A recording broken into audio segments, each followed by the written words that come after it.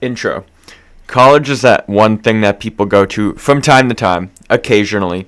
This is more of like a fun video just because of tradition and all that other stuff like that, where I just basically talk about my fun experience in college for a semester with some fun facts about what I learned. It's just one of those fun asterisk things, trust. Nothing really too serious or was any full meaning like other like videos or anything. It's mainly just my review of college classes, so if that sounds interesting, you could watch this one, but for context, if you decide to watch, this was the class schedule that I had, just in case that info is needed. So I had to take some summer classes, and summer classes are only good, literally only good if you want a free class and can take the easy way out, since all of these classes were really, really easy. That's the power of online classes for you. Since I have a business minor, I'm forced to take the classes that are really put the square toy in the square hole class. Since the two classes I took in the summer were really easy, and they do kind of fit that model. One of those is the management class. You pretty much have to take this whatever if it has to do with business, which is, okay, let's break this down by what it is. Management classes are just telling you how to socialize with people, which is easy if you're in college, like actual college, not like the online stuff. It just tells you, hey, maybe you should lead them like this. It's just how to be a leader. It's crazy. Lead is a strong word for the course as well. Lead and leader are what the course is about.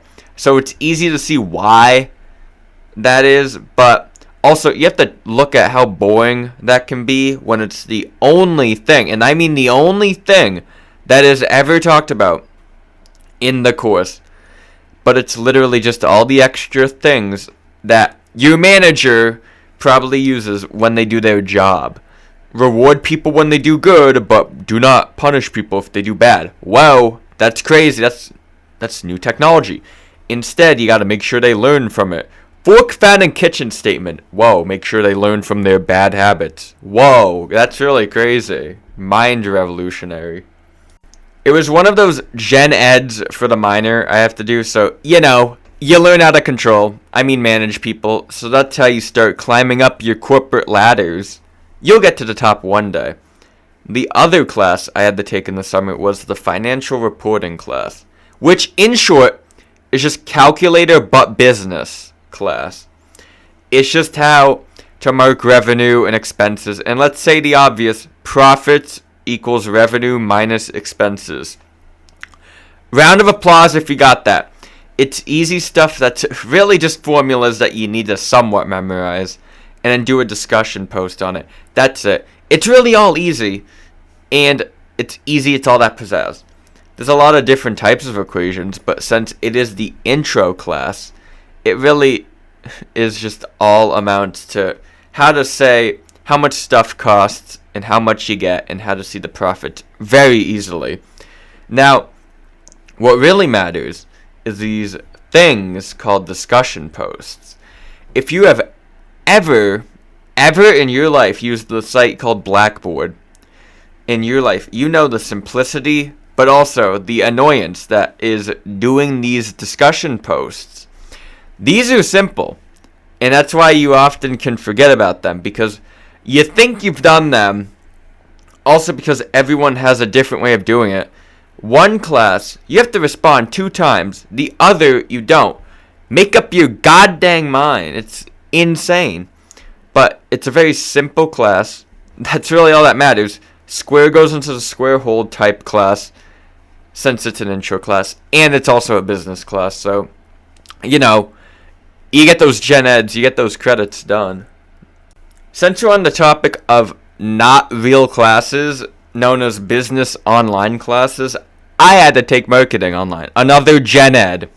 You ever wonder how to market to people and haven't tried Googling or watching useful YouTube videos? Well, let me tell you where your prime spot's going to be, and it will be here. the key to marketing is just having a good idea. Now, I'm not going to sugarcoat it. There are bad ideas out there. You have to have an idea that you know will work and can actually be executed. Now, the class was mainly, actually just discussion posts and responding to other people's ideas and stuff. Did these people have the best idea in the world? No. Keeping it honest, these ideas were decent at best because it's marketing students. It's an intro to marketing class. Marketing students, when looking for a product or idea to make, will always try to enter a market, but spice it up in a way or two that are very niche compared to the market they're in. I don't think they would make too much of a dent in that market, but that's just me personally. That's just what I think. So let's go through the process of marketing together, since it really is as easy as the alphabet when you fully know it. You make a product or idea, you figure out how you will be better than your competitors, and then you advertise your quality features to a general base. Okay, so you got that? Good enough. So how do you make these products cheap and semi-good quality? Simple. Slave labor is right across the ocean, right over there. And that's about it. That's really what you have to do. But also, you just say in discussion posts, I'm better than this person because X, Y, and Z. Even though I don't know if I'm going to do that. I don't know if I'm going to do X, Y, or Z, but I'm just better because of that. In theory, and it works. That sentence works for a lot of ways on how to be better. And, cheaper products. Guys, slave labor is right across the ocean. That's all that matters for marketing. Cheaper products. People don't like spending money. If you were able to make your phone or product, really just a product cheaper, apparently to the people I've never met before, that is good enough to make your product immediately better. Quality doesn't matter as long as the profits are high and stocks are high. Welcome to the New World Order. So, you now know how to market, but what happens next? You examine other companies and what they did right or wrong, and you just write an essay on it. Easiest class of my life. Reviewing McDonald's and an iPhone 5C in 1,000 words or more for the midterm and the finals. That's crazy easy. That's just how it works. That's how you just win, because you can't go wrong with it. You literally just can't go wrong with reviewing something and being like, this is how it did it, right or wrong. It's easy. Now, talk about literature. This was the one class. This was one of the classes I had that was very interesting, and it was actually interesting. I don't just say that, because it was about the Gilded Age of America during the late 1800s to early 1900s. This was one of the classes that was interesting, but I didn't take notes in it because I don't have to. Assignments overall were pretty easy. It's just writing papers. Whoa, a literature class where you write papers. You just write papers and then bam, that's your English class. That's basically all English classes for the past year from what I've done. And that's what writing 1 and 2 was like. Well, that makes sense because writing 1 and 2 are... You just write papers. It's in the name. This class was also easy because all the participation was prepared beforehand. Since all you had to do was email your thoughts once a week and then share on it. Whoa. Same teacher I had from last semester, so I knew what to do. It wasn't too different from what I had last semester. Though I will always have respect for the teachers that always lock in for some reason, because somehow this guy can lock into anything and just know. But also, it's one of those teachers who do it in like a formulaic way. You know, the ones that always have those transitions between thoughts and concepts and all those things, but also have the same way of getting to those thoughts where it kind of becomes like, you only need one type of bridge for every road type of mentality for speaking. You had some thoughts on this? It's like the bridge when switching between subjects.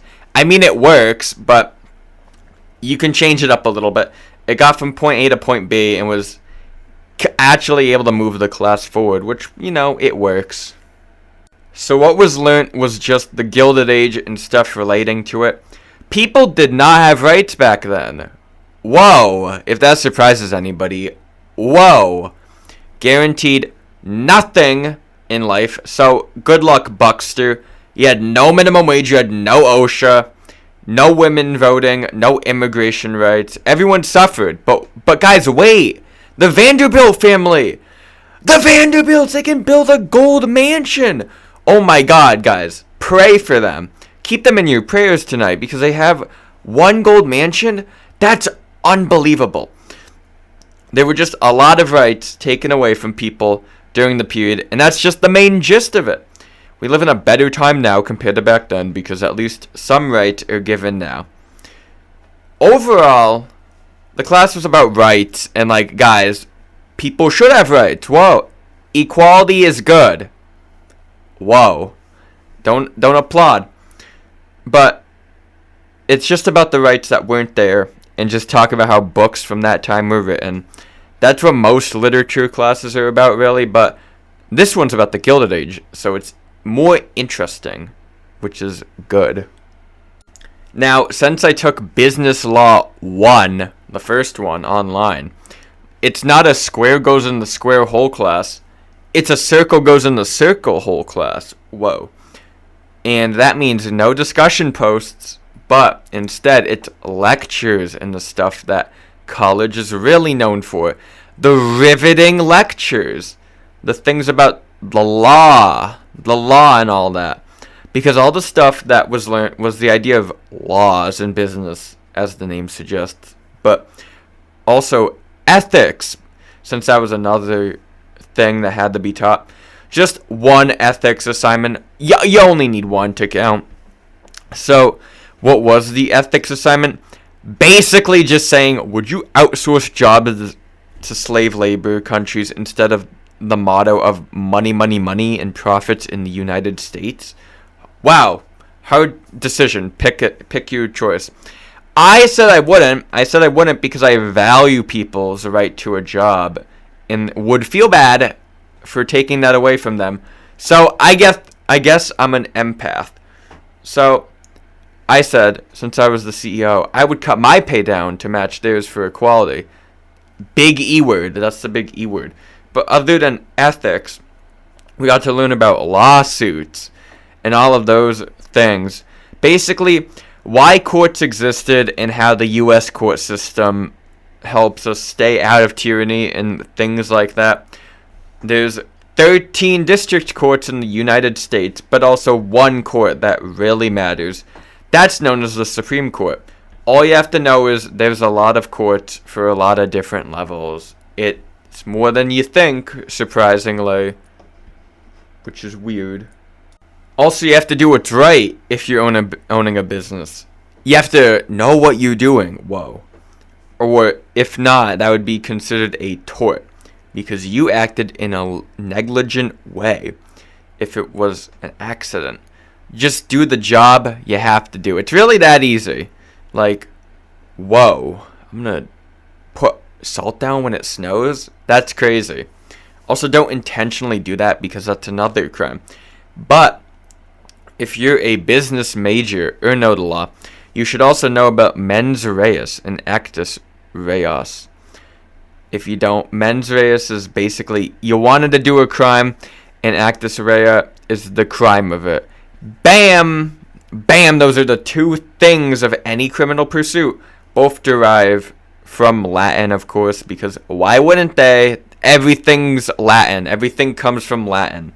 A lot of words in law and business really come from Latin. For some reason, just like how the French state of Louisiana was the only person not to sign on to the UCC. I don't know why. It's the French part of Louisiana that did that. But they had a reason, I guess, which is weird. They were lost because it's a good standardized way to do service. America W, because the UCC gave us American Truck Simulator in a way, which is really cool.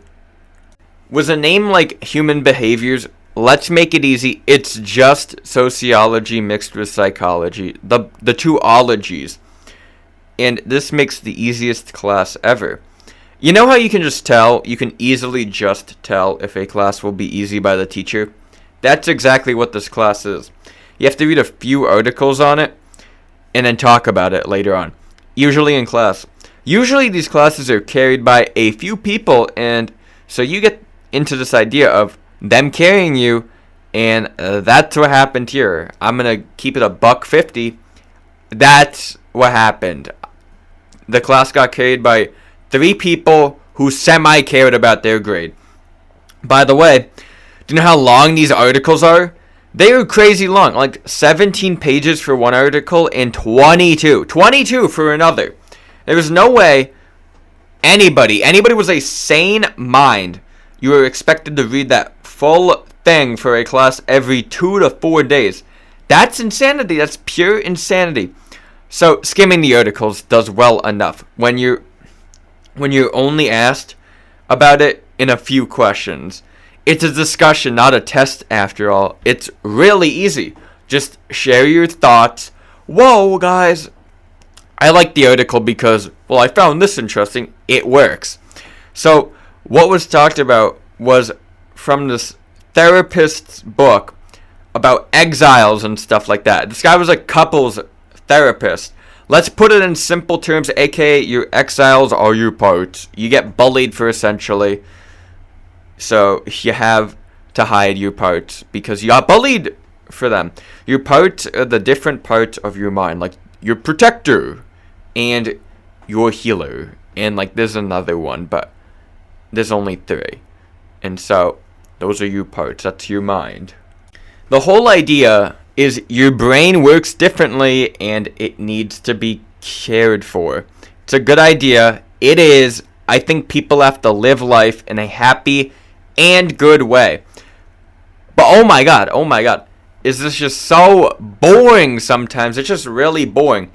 I'm sorry, but I think that the idea and the stress of being called on or waiting for somebody to be volunteer, like tribute, kind of was how this was made more interesting. It keeps you on your toes because then you don't know. You just don't know. Oh, and then like they're like, oh, I don't like calling on people. Okay, buddy. Okay, sure you don't. By the way, nobody volunteers anymore. Nobody does. I haven't seen that in a while. It doesn't exist, and sometimes you pray, and you pray even more for people to volunteer, like it's church. Finally, sometimes you do, sometimes you don't volunteer, depending on what type of day you're having at 2:30 p.m. on a Monday. It just depends on how you feel like doing it, or how other people feel like doing it. It's 2 to 3:15. I'm not doing that. I'm not. But the brain, it's different for everyone, so it really depends on each person. That's what the class was about. Being able to talk to and understand people. After you take a sociology class, you are legally allowed to start every sentence with, as an empath. And they'll buy it, because that's what sociology gives you. The empath ability.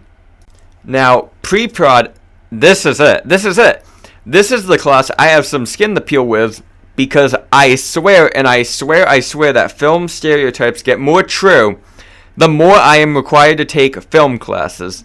There's no exceptions. Okay, so first off, the class is really basic because all it is just making a script, like a short film, and then figure out how you would do that script by things like locations and casting. All that shebang. You've probably seen it. You could probably Google it. The pre-production side of filming, basically. Just like the course name. But, you know, one thing you notice when you were surrounded by film nerds, and I mean actually surrounded, it's crazy because everyone really loves films. Somewhat. Good enough. They just make sure they're good. I call this phenomenon the A24 disease. Because it's what takes over people's minds. It takes over every film student's mind. Okay, so the A24 style of filming also takes over people's minds and coloring scheme. But it also affects scripts and stuff like that. Two stereotypes, both true. A24-esque, quirky in a quirky way. That's just the two film stereotypes. Let me give you an example. Just a little quick one. Somebody's script was about a date. Somewhat, in quotes. And then it was about this couple breaking up. And behind it, you'll never guess what happens. Guys, quirky in a quirky way. The Twin Towers are falling. Okay, you got shock value. But 9/11, 9-freaking-11. Another cool example is this other person who wrote theirs on a basketball player that's washed up. Short film, so you have to get a lot done in a short amount of time. But does this give off that quirky in a quirky way dialogue in a little bit that's in like every A24-esque story? Kind of. It does. And the story was more A24-esque than quirky in a quirky way story-esque. So you could kind of tell where people are inspired a lot by how they write and how they film. Now, there were good stories too, don't get me wrong. It's just that those are often the ones not really talked about because it gets drowned in the sea of nothing serious burger scripts. I was the only one that did like a comedic script, so it felt off compared to like what other people did. Not really good if the entire class does a serious script and there's not much fun to it. Guys, like, it's drama. It's drama. Dramatic effect. There has to be fun. I'm sorry, but fun is fun. I get it if you have to prove yourself. But bro, I am convulsing from how stereotypical these scripts can be. And also, you don't have to prove yourself yet. You're in a pre-production class. You don't have to film it. You don't have to film it. It doesn't make sense. It's really something, really, to be in a room and hear all the scripts one after another and just feel. Because sometimes you just don't know. You just don't know. Sometimes I just wonder where they got inspiration and what movies they watch on the double. Because it just feels so clear what the inspiration is once you figure out, like, whoa, that's the A24-esque stereotype. And so, now pitching these stories, especially your own, is a nerve-wracking thing, but it, of course, can be used to overcome social anxiety. Put that in, like, the little font. If you just practice pitching or something, it will always reinforce those film student stereotypes, which, you just know. Hard to beat them when they are true like that. So I don't know what could even be done about that, but that's the line of succession. Also, somehow there's 17 different opinions in that room, and they're all wrong. That's also the other film student stereotype.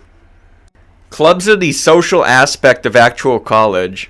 So basically, if you're a frat person or sorority girl, this is the spot. This is the spot because those are lumped into clubs for some reason. They're not clubs. I'm sorry. They are not clubs. Those are, like, different. I'll just go in order of day, basically, for this one. But first, there was this club called Crafters Club I decided to join. From the way they advertised it, it would have been, like, it sounded like it would have been, like, yarn and stuff like that. But I'm glad it wasn't, and it was just like cool things like a crown of thorns or something like that. I forgot. It was a cool club, even though it's easily the most inconsistent of the clubs when it came to meeting times, though they did happen. Didn't go to all of them, but it's a cool little club. Maybe some schools have it, some don't. Okay, now for that nerd stuff, the nerd clubs, as I call them. So, the nerd clubs I was in were the writing club and the Pokemon club. Each college has one. I swear they do, because it's just how they get nerds to interact with people.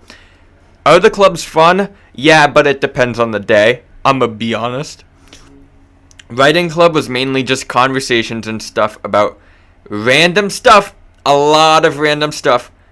But it was mainly just, animals and stuff, which, that's interesting.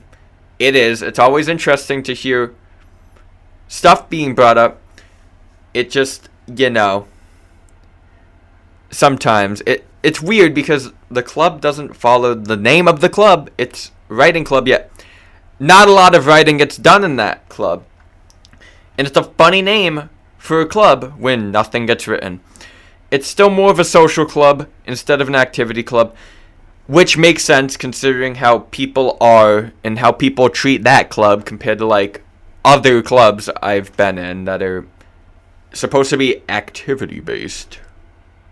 When it comes to Pokemon Club, the one I was in, it is very much still an activity club, and that's how it's been since I've been in it. But yeah, I didn't go every week. So the activities I did were fun, which is basically voting on favorite Pokemon or whatever was on the menu that day. Activity-based clubs are good for if you were a dedicated fan of a certain franchise or something, which I'm a fan of Pokemon, but not like a dedicated fan, as I haven't played all the games, and I haven't played some of the games in a long time. So, when it came to things revolving around it, I didn't know what was happening sometimes, because I don't know every Pokemon.